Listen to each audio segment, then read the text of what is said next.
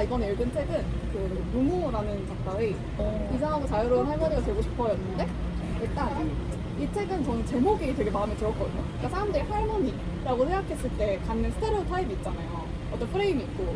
근데 이상하고 자유로운 할머니라는 거 자체가 일단 그거를 좀 벗어나는 느낌이기도 할머니랑 하고. 안 어울려. 그쵸? 이상하다는 것도 자유롭다는 것도. 그치. 그래서 되게 벗어나는 느낌이기도 하고, 그리고 저는 항상 약간 늙는 것에 대한 두려움이 좀 있었거든요. 내가 뭐 결혼이나 커리어나 이런 걸 생각할 때도 늙는다는 것을 항상 고려하게 되고, 늙으면 내가 지금 누리는 건강이나 이런 것들, 관계나 이런 것들이 깨질 것 같은 두려움이 있고, 그래서 그게 내 선택의 제약이 많이 되었었는데, 인간은 누구나 늙고 그걸 피할 수가 없잖아요.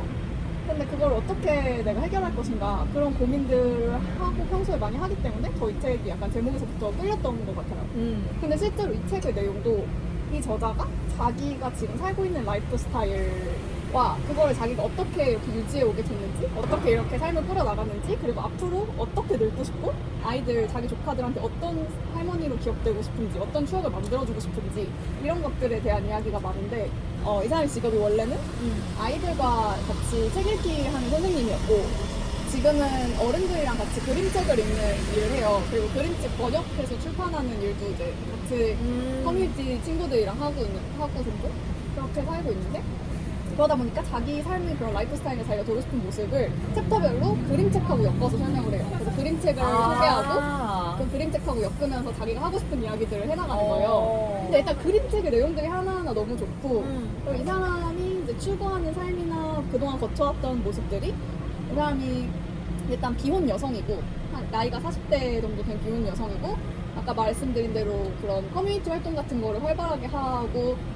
그림책 읽는 걸 좋아하는 사람이고, 식물을 되게 많이 키우는 식집사이자 고양이를 키우는 집사이고, 채식주의자는 아니지만 자기가 먹는 것에 있어서 환경이나 동물권을 고려하면서 채식을 지향하려고 노력하는 사람이거든요. 되게 삶이 촘촘하시네. 그쵸? 근데 이걸 다 계획해서 이렇게 했다기보다는 그 그림책과 함께 하나씩 이야기가 풀리면서 그냥 삶의 어떤 부분에선 이런 생각을 했고, 그래서 이런 선택을 했고, 이런 부분에선 이런 걸 경험하고 싶었고, 그래서 이런 선택을 했고, 그래서 그것들이 모이다 보니까 이런 삶의 모습이 된 거예요, 이 사람은. 사는 대로 생각하는 게 아니라 생각한 대로 사시는 분인가? 그렇다고도 볼 수 있을 것 같아요. 그리고 그거 연장선상으로 나는 어떤 모습으로 노년을 맞이해야지, 어떤 할머니가 되어야지, 이런 게 있는 거예요.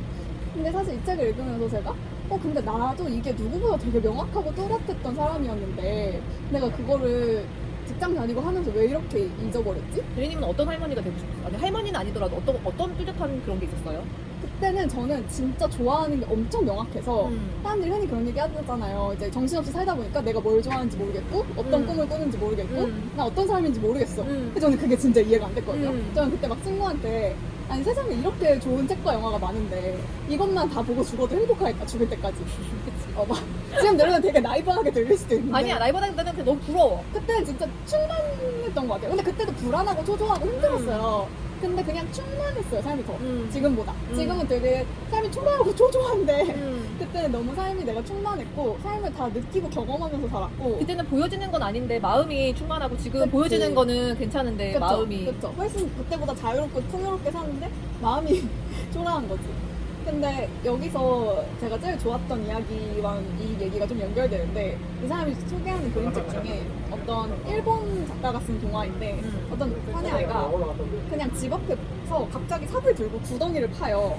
그러면 지나다니는 사람들이 다 한마디씩 해요. 그거 왜 하냐, 하지 마라. 그리고 그 구덩이가 좀 커진 다음에는 이걸로 뭐 연못을 만들자, 뭐 함정을 파보자, 그러니까 이런 식으로 그구덩이에 쓸모를 자꾸 조언하는 거지. 아, 실버.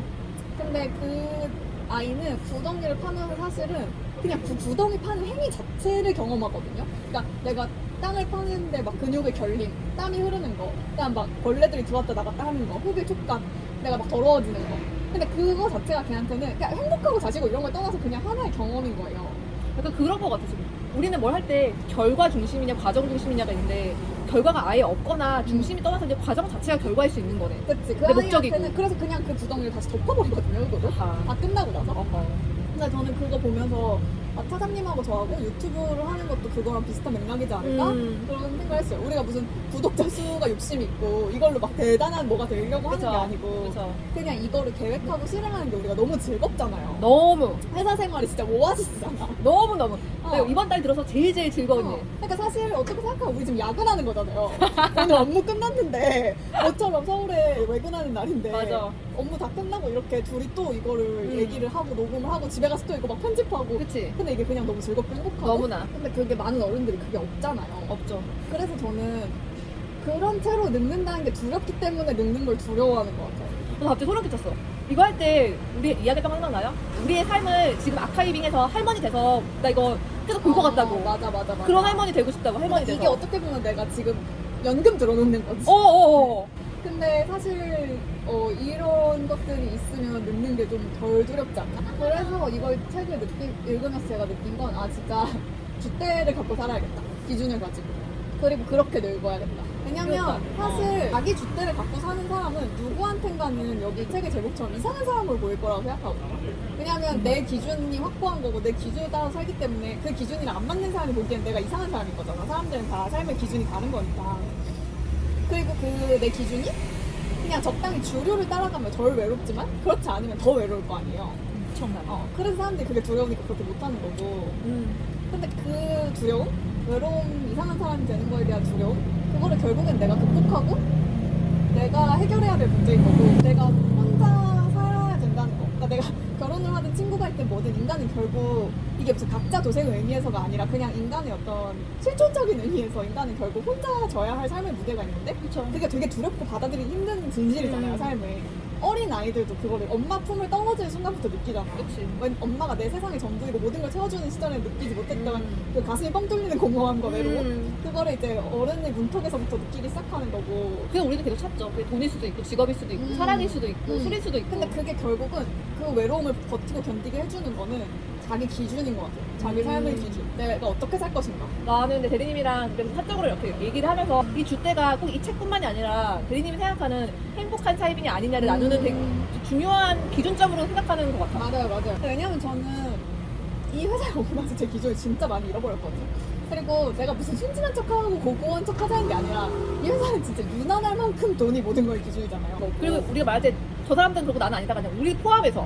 그치? 당연하지. 누구보다 나도. 당연하지. 나도 그렇지. 그러니까 이 회사에서는 그리고 그렇게 해야만 살아남을 수 있고 그러니까 나를 지킬 수 있잖아요. 외롭지 않을 수 있죠. 맞아. 그러니까 그런 의미에서. 그러니까 무슨 내가 그렇게 말 안 하면 사람들이 날 왕따시킨다는 게 아니라 그냥 내가 외롭잖아. 안 그러면. 그리고 외롭지 않으려고 했다가 지금 내가 거기 어떻게 생각하면 선봉장이 되는 것 같기도 하고. 이 회사에 와서 그래서 제가 저를 자꾸 잃고 기준을 잃고 있다고 느끼는 게 누가 시켜서 그런 게 아니라 결국 내가 그냥 외롭지 않고 사람들 속에 묻혀서 살기 위해서 자꾸 그런 선택들을 하는 것 같고. 그래서 난 더 외로워. 맞아. 그리고 이게 결국 진짜 생존의 문제? 살아남으려고. 그러니까 내가 여기서 이 회사에서 매일매일 출근을 하고 내가 대출을 갚고 사람 구실을 하고 경제적으로 한 사람을 몫을 하려면 거기에 들어가는 시간과 에너지가 너무 크잖아요. 그러니까 시간이라기보다 사실 마음의 시간, 여유와 정신적인 에너지? 그게 너무 크니까 내가 이거를 충실하면서 이런 이상하고 자유로운 할머니가 될 정신머리까지는 없는 거야. 그러니까 이 두 개 중에 하나는 점점 내 손가락 사이로 빠져나가게 되고 어떻게 하면 배부른 소리처럼 보이기도 하고 어떻게 하면 나이브한 소리처럼 보이기도 하고 너무 먼 이야기처럼 보이기도 하고. 근데 제가 진짜 회사에서 너무 우울증이 올 때까지 힘들었을 때가 있었는데 유치할 수도 있는데 그때 쓴 글이 있는데 그때 제가 진짜 진심을 다해서 썼었던 게 나는 이제 그 삶에서 돈이나 성공이 전부가 아니라는 말 또는 뭐 영혼이 가난한 사람은 행복할 수 없다는 말 이런 것들이 그 나이브한 게 아니라 삶의 진실이라는 걸 이제 안다. 되게 피부로 너무나. 왜냐면 그게 없으면 진짜 한 사람 인생이 망가지는 걸 경험했기 때문에. 그리고 저는 그때 거기서 제가 느낀 건 영혼의 가난에는 전염성이 있다는 거. 그래서 한 사람의 가난이 다른 사람을 병들게 한다는 거. 그리고 우리가 서로가 서로를 갉아먹고 가난하게 하면서 우리 모두가 함께 불행해지고 거기엔 승자가 없다는 거. 그거를 너무 느꼈거든요. 그냥 근데 그때 저를 조금 건져줬던 게 부서에서 여사원들끼리 한번 모여서 점심을 먹었는데 다들 너무 힘들잖아요. 그래도 딱 농담하고 하면서 먹다가 회의실에 모여서 이제 커피 마시면서 이제 들어가야지 하는데 이제 뭐가 서로 제일 힘든지 좀 바뀌었으면 좋겠는지 그래서 저는 우리가 다 같이 동동거리는 게 제일 힘들다. 그러니까 나는 이 일이 힘든 것도 괜찮고 내가 견디기 어렵고 버거운 일을 하는 것도 할 수 있는데 선배들, 보직장들 너나 할 것 없이 동동거리고 나도 마음이 너무 불편하고 힘들고 불안한데 할 수 있는 건 없고 그래서 다 같이 그냥 동동거리고 있는 이게 그거 자체가 나의 일이 돼버렸지. 그게 너무 힘들다고. 그랬는데 그분이 자 그러면 우리 이제 손잡아 다 손잡아 하면서 이렇게 옆 사람 손을 잡고 우리 얼떨결 이렇게 딱 손을 잡았더니 다 같이 외쳐 동동거리지 말자 하면서 우리 앞으로 동동거리지 말자 이랬어요. 그리고 다 같이 막 웃었거든요. 근데 물론 이거 맹세가 끝나고 다시 올라가서 동동거렸지. 근데 그 순간에 저를 건져 올려서 숨쉬게 해줬던 것 같아요. 영혼의 가난에도 전염성이 있고 영혼의 풍요로움에도 전염성이 있어서 아무 의미도 없지만 우리가 손을 잡고 우리 동동거리지 말자 앞으로 하고 딱 그렇게 얘기를 한 것만으로도 서로 너무 든든한 그 모임 누가 하자고 했어요? 그냥 여사분들끼리 밥이나 먹고 하고 나갔는데 너무 좋은데? 그렇게 됐어요. 누가 손 잡아라고 했어? 그 자리에 있던 어떤 과장님이었어. 너무 멋있는 사람이다. 근데 사실 딱 그 모임 후에 뭐가 바뀌지 않았거든요. 그치, 안 바뀌지. 근데 그냥 나는 그 순간이 그냥 우리를 그때 잠시 구원했다고 생각했어요. 근데 뭐가 안 바뀌지만 마찬가지로 우리가 겉으로 보이는 아니 숫자로 표현되는 건 풍족하지만 마음이 가난하다고 했던 것처럼 아까 그 손을 잡으면서 동동거리지만 했던 게 상황 자체를 바꾸진 않지만 나의 마음을 바꿨잖아. 그럼 되게 많이 바꿨네. 맞아. 그때 진짜 저한테 그게 뭔가 되게 힘이 됐던 것 같아요. 어. 그때 그 부서 막내였거든요, 제가. 근데 그냥 내가 어떻게 할 수 없는 이 거대한 물결과 파도 앞에서 나보다 그래도 5년 먼저, 10년 먼저 이 길을 갔던 사람들이 내 손을 잡아주면서 그냥 우리 앞으로 동동거리지 말자 이렇게 말해준 게 너무 그냥 미안과 든든함이 됐던 것 같아요. 그때 처음으로 난 이 회사에서 선배가 뭔지를 느꼈던 것 같아요. 동료애. 그때 처음으로 약간 그런 걸 느꼈던 것 같아요. 그 자리에서. 근데 그게 아무것도 아니다. 지금 약간 생각하면서 근데 이건 듣는 모든 사람들이 회사원이라면 누구나 그런 상황이 있을 텐데 그거 되게 쉽게 상상되잖아요. 손 잡고. 근데 약간 눈물이 날 것 같은 느낌 뭔지 알지? 맞아. 알지? 맞아요. 근데 웃으면서도 웃기지만 눈물이 날 것 같아. 아니 그때 심지어 그때 누가 그렇게 얘기했어. 나 지금 눈물 날 것 같아. 그러니까 나 지금 상상하면서도 그래. 되게 웃긴 장면이거든요, 사실은. 근데 그랬어. 근데 저는 그래서 이 책 읽고 아 그래 내가 되고 싶은 할머니가 뭔지 한번 다시 생각해보자. 내 삶의 기준을 내가 어디다 두고 싶은지.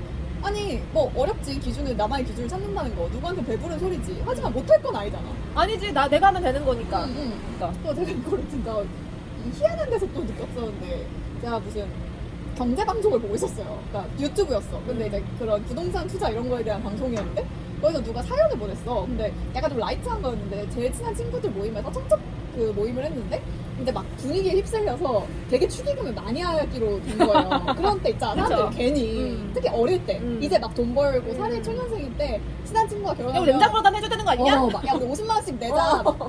근데 이 사람이 이게 너무너무 부담스러운 거야. 아. 근데 그때 그 조언해주는 사람이 뭐라 했냐면 사실 되게 평범하고 아무것도 아닌 말인데 그때 저한테 되게 크게 느껴졌던 게 누구씨 삶은 다른 사람들의 기준에 의해서가 아니라 내 기준에 의해서 살 때 행복한 거예요. 이렇게 되게 짧고 명료한 한 문장을 얘기했거든요. 근데 그게 저한테 그때 되게 확 와닿았어요. 아 그렇구나. 이런 작은 문제에서조차도 내 기준이 있어야 삶은 행복한 거지. 남의 기준을 따라 살 때 내가 행복한 적이 있었나? 불행하다고까지는 할 수 없지만 남의 기준을 따라 살면 동동거리게 돼. 왜냐면 내가 항상 부족해요. 그 기준에. 내 기준이 아니니까. 그러니까 나도 만족시키지 못하고 남도 만족시키지 못하고. 그냥 난 항상 부족한 사람이야. 어쩐지 이 사회에서. 그리고 사람들이 흔히 하는 말이 그런 거 있잖아요. 오늘 죽는다고 생각하면 무슨 일을 할 거냐, 오늘 누구 만날 거냐. 근데 저는 그 질문이 좀 성립하지 않는다 생각했던 게 그렇게 따지면 누가 오늘 회사에 가서 일을 하고 싶어. 그냥 나가서 놀겠지. 근데 매일매일 그렇게 살 수는 없잖아요. 그래서 저는 대신 저 스스로한테 묻는 게 오늘 죽나 오늘 뭐 할래 이게 아니라 만약에 오늘이나 내일 죽는다면 내가 주변 사람들한테 어떤 사람으로 남고 싶지? 내가 스스로 어떤 사람으로 내 시간을 쌓아서 어떤 사람으로 죽고 싶지?